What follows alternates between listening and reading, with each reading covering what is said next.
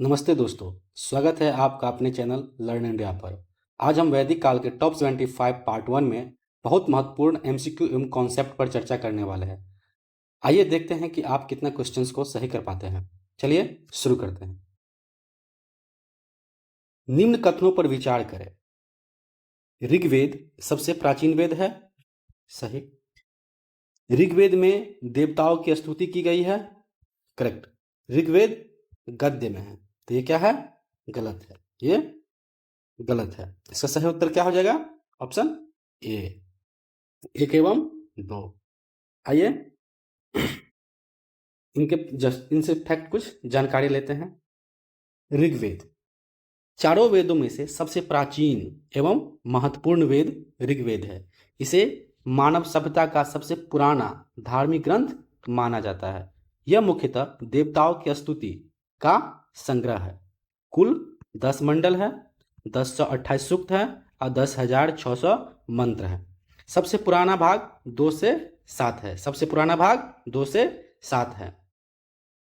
और ऋग्वेद में प्राकृतिक शक्तियों को देवता माना गया है। वर्षा और युद्ध के देवता सबसे अधिक सूक्त रखते हैं, जैसे कि इंद्र के लिए 250 और अग्नि के लिए 200 हाइम्स या फिर उसको क्या कहते हैं, मंत्र उपयोग किए गए हैं। जल और ऋतु नियम के देवता हैं, प्रकाश और ऊर्जा के देवता। महत्वपूर्ण तथ्य एग्जाम ओरिएंटेड देखते हैं। ऋग्वेद की भाषा वैदिक संस्कृत, इसमें आर्यों के जीवन, समाज और संस्कृति का वर्णन मिलता है। प्रसिद्ध नदी सरस्वती सबसे अधिक उल्लेखित है। प्रसिद्ध मंत्र गायत्री मंत्र जो ऋग्वेद के 3 मंडल में है। सभा और समिति जैसी संस्थाओं का उल्लेख मिलता है।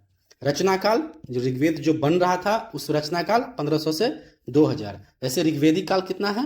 1500 से 1000 बीसी। विशेष बात है, ऋग्वेद में दार्शनिक विचारों की शुरुआत दिखाई देती है। इसमें यज्ञ प्रणाली का प्रारंभिक स्वरूप मिलता है। यज्ञ प्रणाली का प्रारंभिक स्वरूप मिलता है। नेक्स्ट, अपौरुष शब्द का सही अर्थ क्या है? तो इनका सही उत्तर क्या हो जाएगा? इनका सही उत्तर हो जाएगा स्वयं उत्पन्न, ऑप्शन सी। इसका ऑप्शन क्या हो जाएगा? ये स्वयं उत्पन्न है, मनुष्य द्वारा रचित नहीं है। आइए देखते हैं, अपौरुष को समझते हैं। अपौरुष का मतलब क्या? अपौरुष का अर्थ होता है जो किसी मनुष्य द्वारा रचित ना हो, यानी ऐसा ज्ञान जो ईश्वर या दिव्य स्रोत से उत्पन्न माना जाता हो, उसे अपौरुष कहते हैं। वेद और अपौरुष, सभी वेद जैसे कि ऋग्वेद, यजुर्वेद, सामवेद, अथर्ववेद, ये सब क्या है? अपौरुष है। मुख्य अवधारणा, वेद सनातन मतलब इटर्नल ज्ञान है।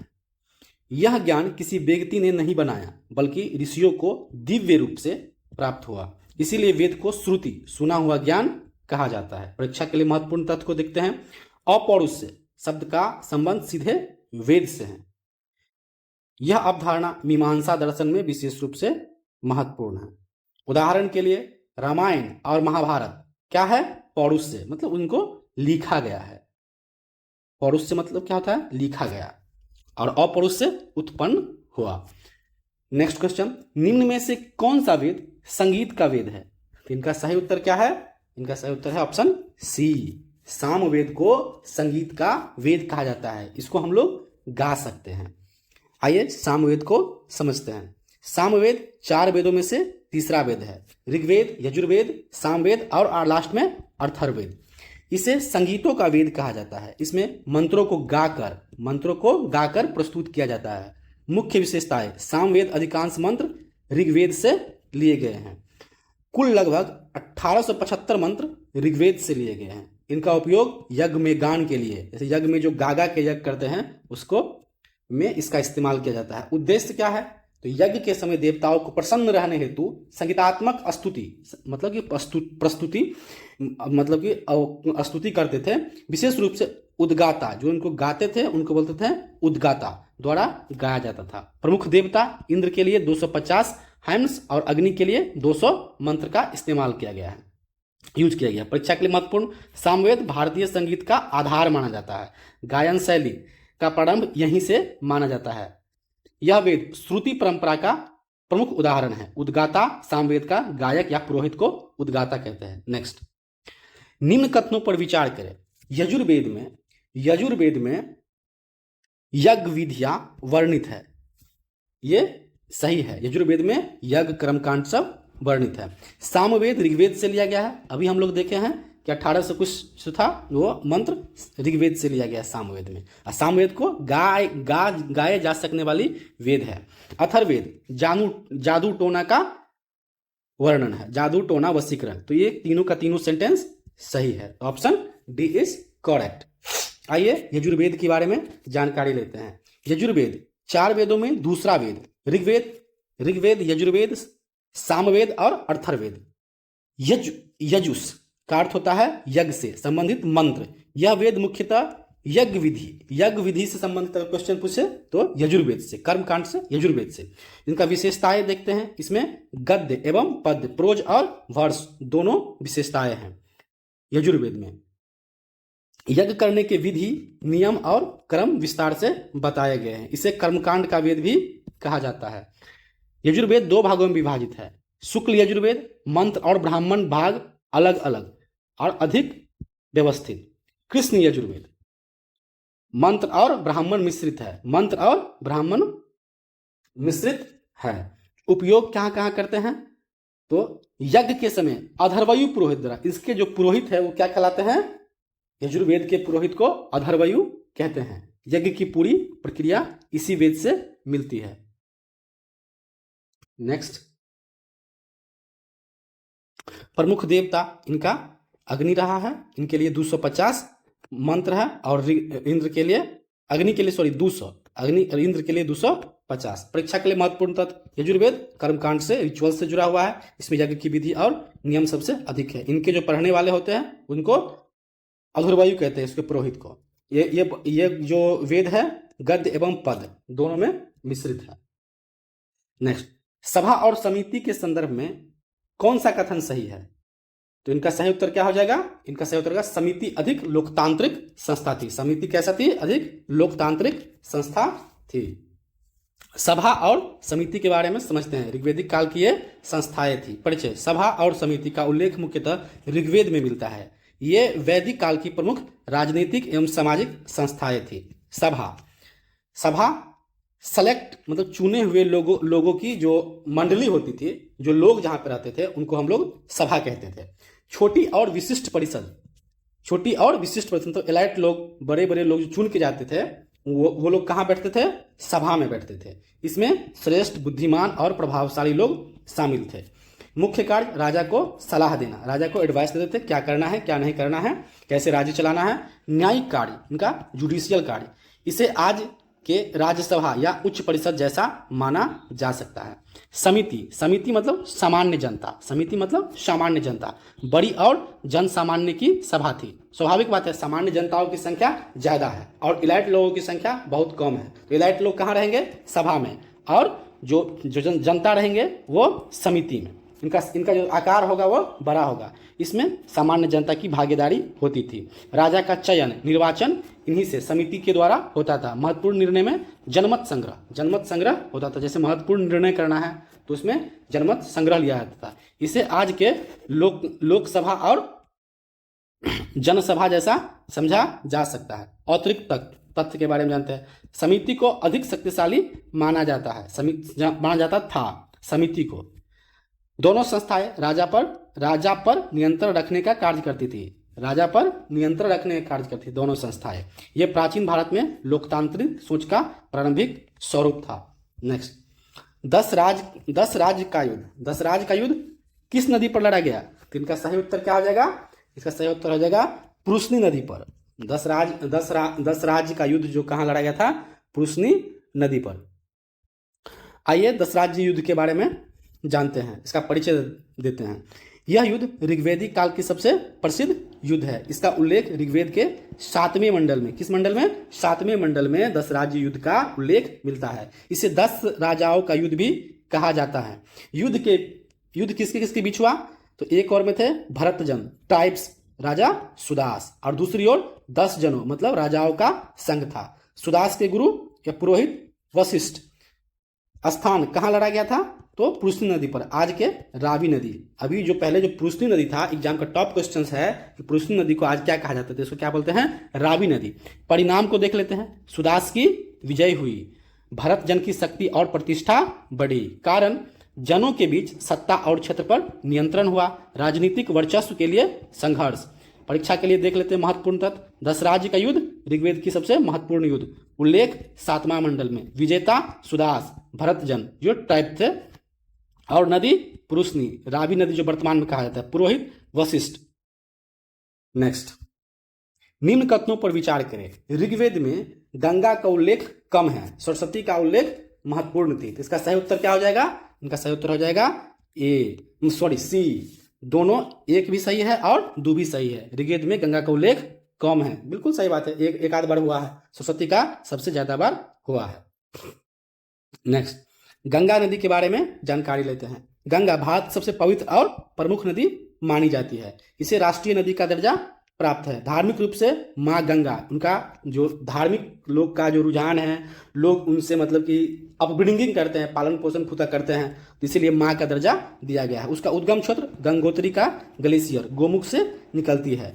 यहाँ से निकलने वाली धारा को भागीरथी कहा जाता है। संगम जो होता है वो कहाँ होता है? देवप्रयाग में। भागीरथी प्लस अलकनंदा मिल करके क्या बन जाती है? गंगा। प्रमुख राज्य जो इससे उसका लाभ उठाता है, कहाँ कहाँ ये फैला हुआ है? तो उत्तराखंड, उत्तर प्रदेश, बिहार एवं पश्चिम बंगाल। पश्चिम बंगाल में ये समाप्त होती है। इसका प्रमुख शहर हरिद्वार, वाराणसी, पटना और कोलकाता है। इनके शहर कहने का मतलब है इनके किनारे में बसा हुआ जो शहर है। इनका जो अंत जो होता है, जो उनका जो मुख जो होता है, गंगा बंगाल की खाड़ी में गिरती है। यहाँ सुंदरबन डेल्टा, विश्व की सबसे बड़ी डेल्टा सुंदरबन डेल्टा, और ये सुंदरी वृक्ष के लिए बहुत फेमस है। धार्मिक महत्व, गंगा को पाप को नष्ट करने वाली माना जाता है। कुंभ मेला जैसे बड़े धार्मिक त्योहार का आयोजन गंगा नदी पर होता है। गंगा की आरती हरिद्वार और वाराणसी बहुत फेमस है। परीक्षा के लिए महत्वपूर्ण देख लेते हैं। गंगा भारत की सबसे लंबी नदी, इनकी लंबाई 2525 किलोमीटर है। उनका उद्गम स्थल गंगोत्री गोमुख, संगम Devprayag, delta Sundarban delta, Bharat plus Bangladesh, दोनों देशों में फैला हुआ है। राष्ट्रीय नदी घोषित 2008 में।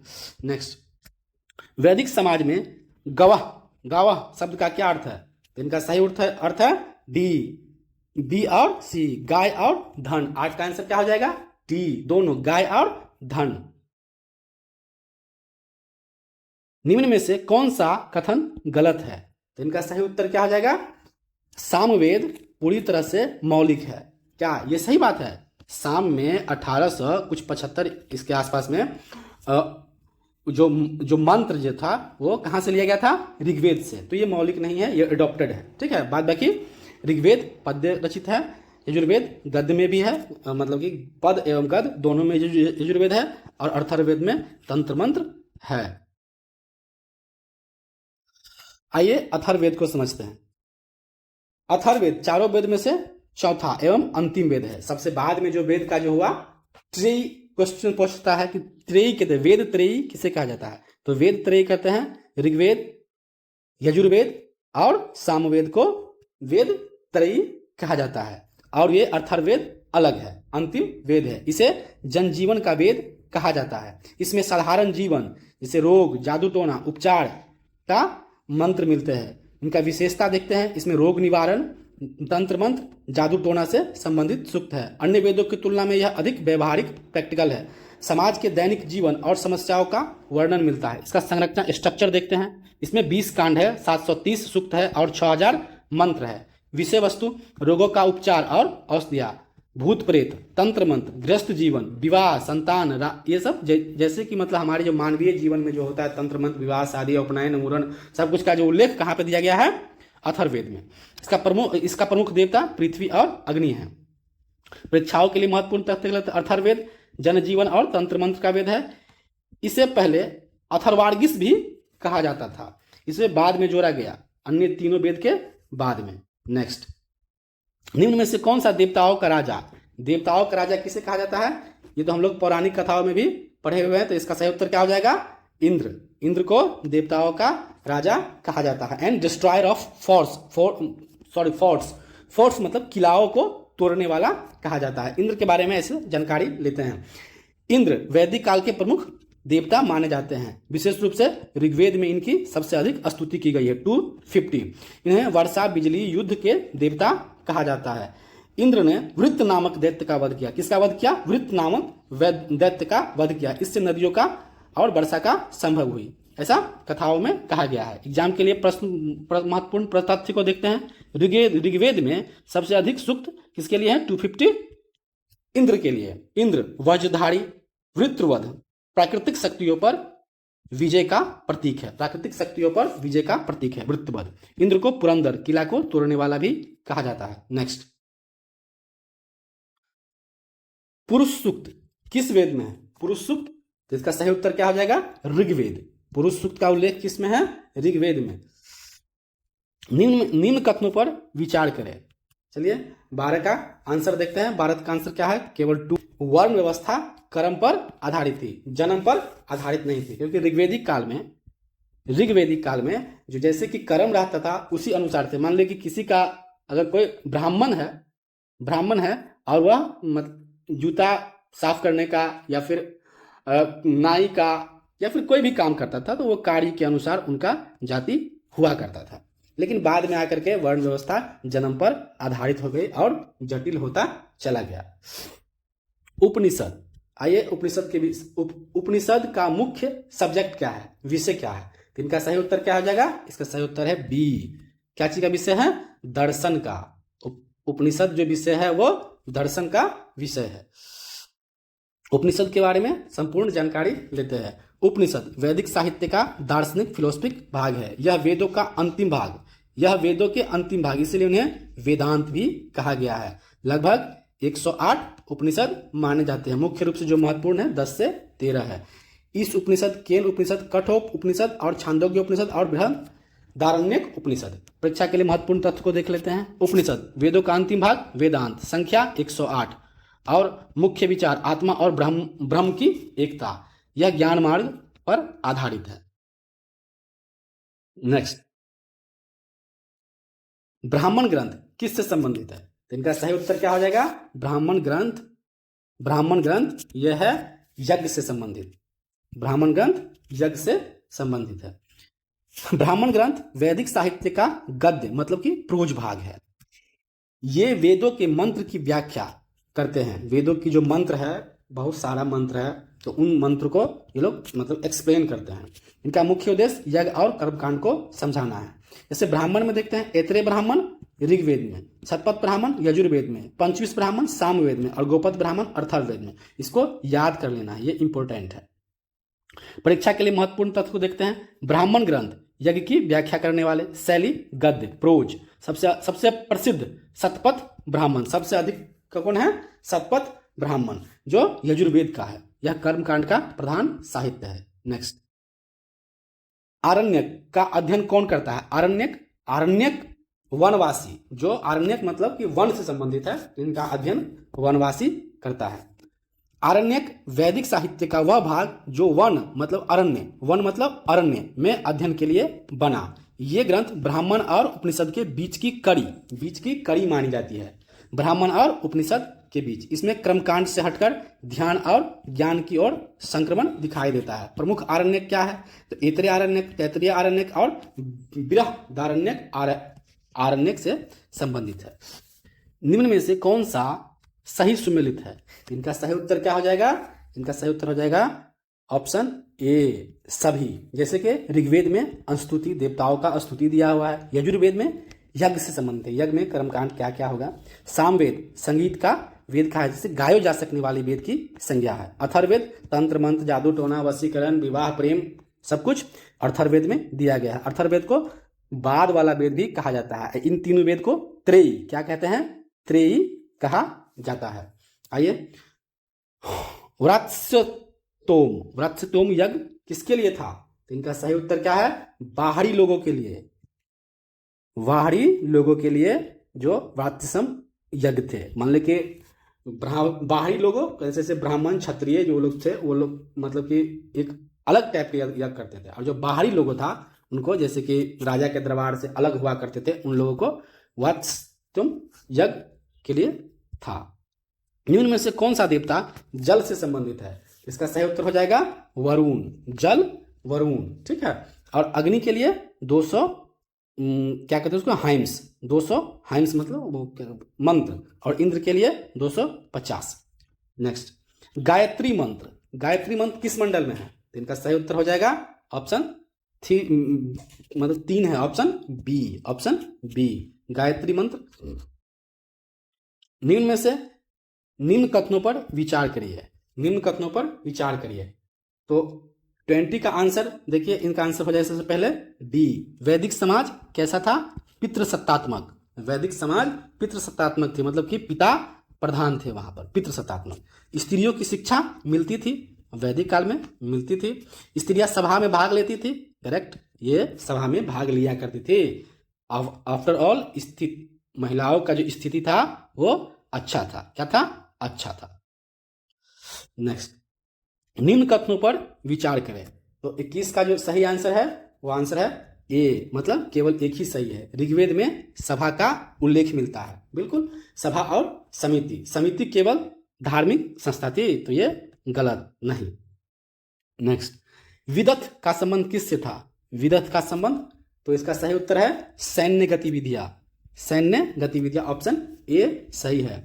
विदथ, विदथ वैदिक काल की एक प्राचीन सभा या संस्था थी। इसका उल्लेख मुख्यतः ऋग्वेद में मिलता है। विदथ का उल्लेख कहाँ मिलता है? ऋग्वेद में। इसे सभा और समिति से भी पुरानी संस्था मानी जाती है।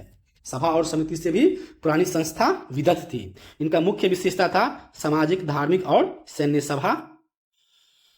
इसमें जनजाति ट्राइब के लोग भी भाग लेते थे। ये बहुत बड़ी बात है उस समय कि ट्राइब के लोग भी उसमें भाग लेते थे विदथ में।